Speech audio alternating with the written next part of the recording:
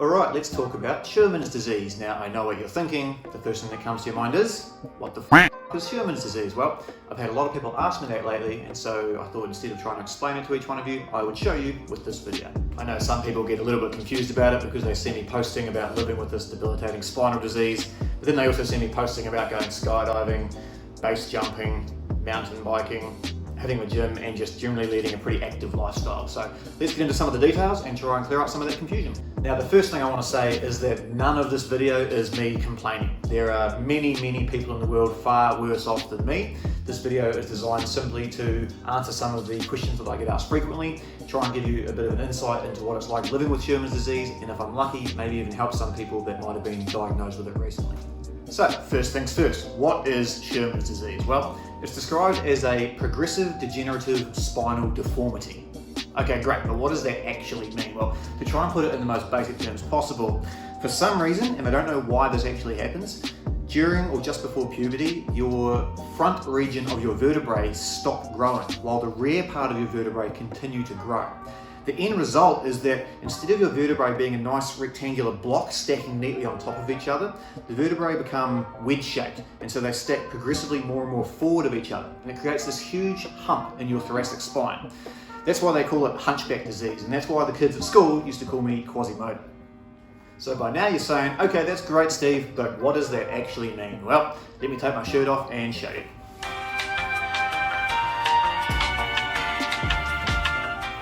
One hour later.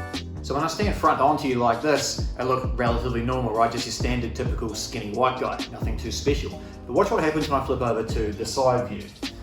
From this view, you can see the kyphotic curve in the thoracic spine. Now watch what happens when I bend over just a little bit. It's kind of gross, right? And watch what happens when I come back up. No matter what I do to try and fix my posture, to try and stand up straighter, the apex of the hump never actually changes. And that's because it actually has nothing to do with bad posture. It's because of what we spoke about earlier about the shape of the vertebrae changing irreversibly into a wedge shape.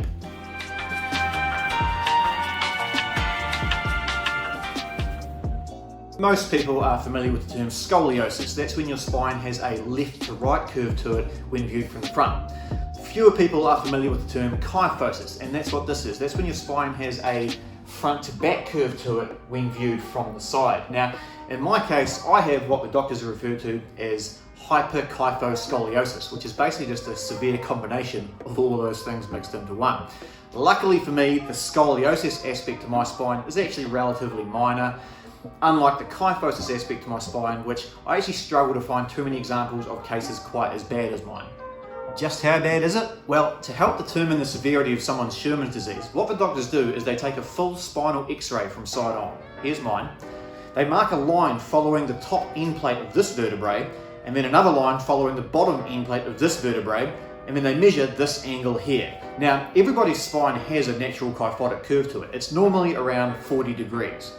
If they measure an angle of 70 degrees or more, that's the point where they recommend surgery. Now, you're going to ask what kind of surgery is available. We will get into that in a second, but 70 degrees is considered severe.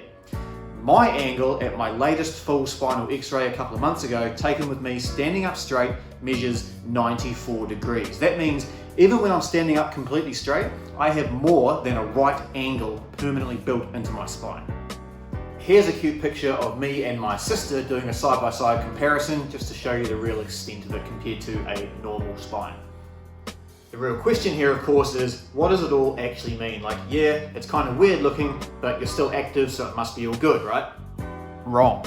There's actually a bunch of reasons why this disease can be a life ruiner. Now, don't get me wrong, there are thousands of people out there living with this with no real problems at all. It's estimated that something like 2 to 4% of the world's population has Scheuermanns kyphosis to some degree. And if that angle isn't too severe, then you might experience nothing more than a bit of mild back pain and a bit of a rounded slouch. No big deal. The problem in my case is that this is a progressive disease, meaning that the problem gets worse as time goes on. But let's forget about the future just for 1 second and focus on what's happening right now. Right now, the obvious problem is pain. Most of the pain tends to sit at the apex of the hump because that's where the extreme angle is, or at the base of the hump because the mass of all that weight is sitting on that one point. However, the pain does extend right up the neck and down through the lumbar spine because of these increased angles here, and because of all the compensatory problems it also causes. Now, pain, of course, is subjective, which means it's impossible for me to translate to any other person how the pain actually feels. All I can really tell you is that it f***ing hurts all the time.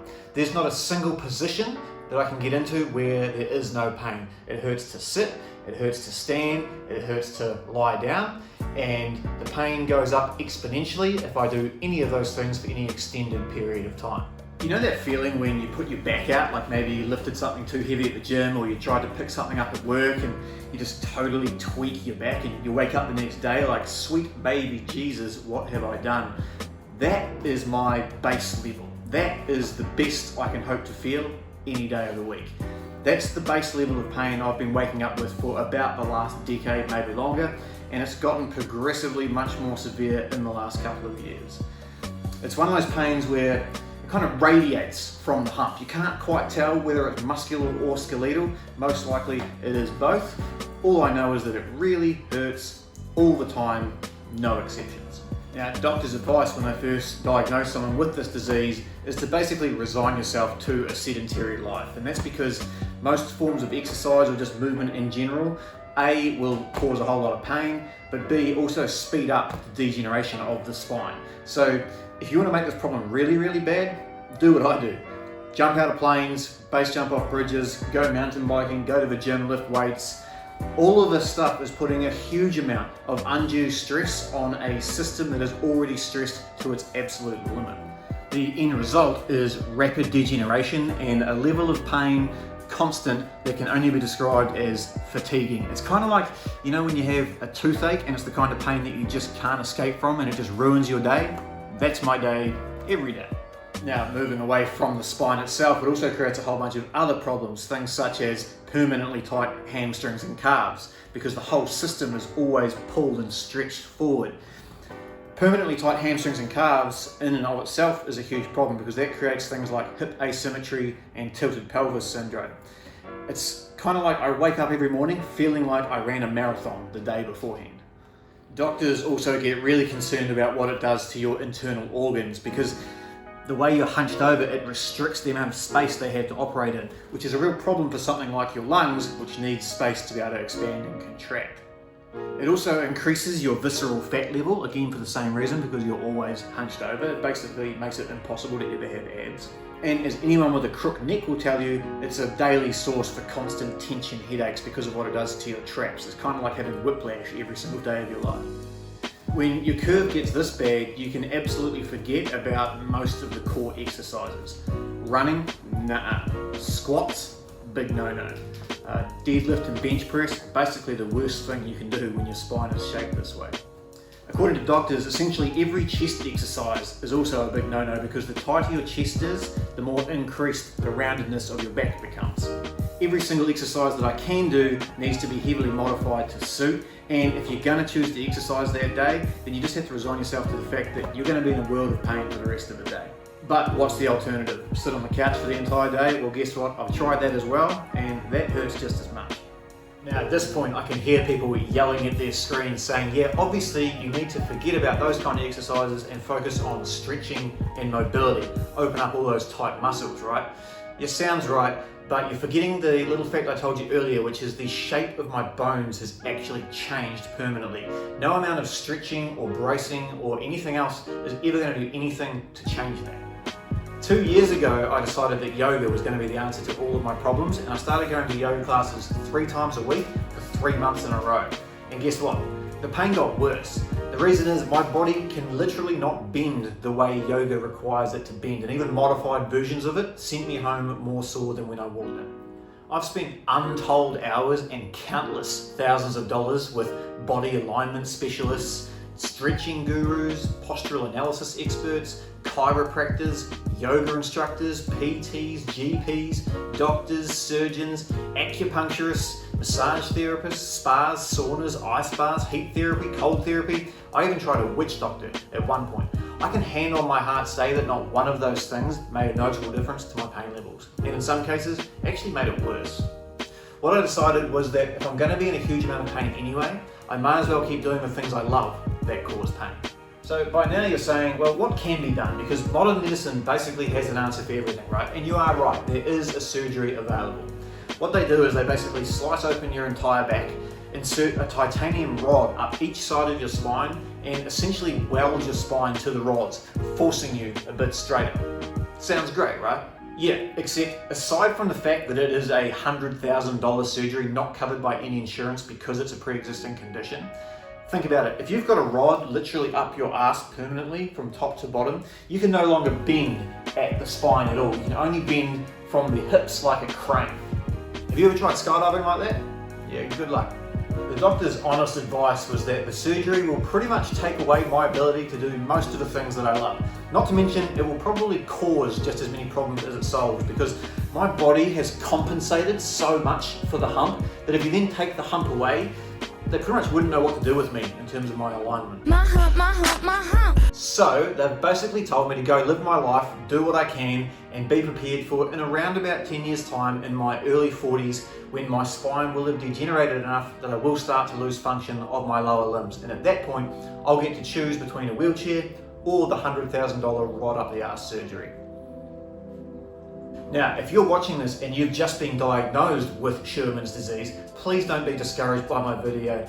You have to remember my case is really severe and we caught on to it really late in my life. Scheuermanns disease is actually most commonly diagnosed in pre-teens, and if you can catch it at that stage of life, there's actually heaps you can do to slow it down. If your doctor doesn't know those steps, find a new doctor. Flick me a message, I'll tell you all the things I would have done had we caught on to this thing 15 or 20 years ago. If you can get onto treatment at a young age before you stop growing, chances are you'll probably be okay. Unfortunately for me, it's pretty well documented that if you don't diagnose this until later in life when your bones have stopped growing and they've already changed shape, then there's essentially nothing you can do to change it at that point. The good news is, even then, it's quite normal for the kyphotic curve to get to a certain angle and then stop progressing. And at that point, you can come up with a plan for the rest of your life to live with that amount of curve. It's really just bad luck for me that in my case the disease is progressive, it is only getting worse, and so far in my life no one's been able to offer any real help. If you think you can, please feel free to reach out, flick me a message, I'd love to hear from you. If you are the parent of a child that's showing symptoms of having quite a rounded back, please don't just assume that it's bad posture. Take them to a doctor and specifically ask about Scheuermanns disease. If your doctor doesn't know much about Scheuermanns disease, find a new doctor, because if you can get onto this thing at a young age, you still have a chance to do something about it and not end up in my shoes where it's just too damn late. In the meantime, the best thing I can do is just use this as an excuse to pack in as many adventures as possible into the short window of time I have left with mostly a fully functioning body. So hopefully I'll see you out there one day. If you have any questions at all about Scheuermanns disease, or if I can do anything to help, please don't be shy, get in touch, I'll do whatever I can.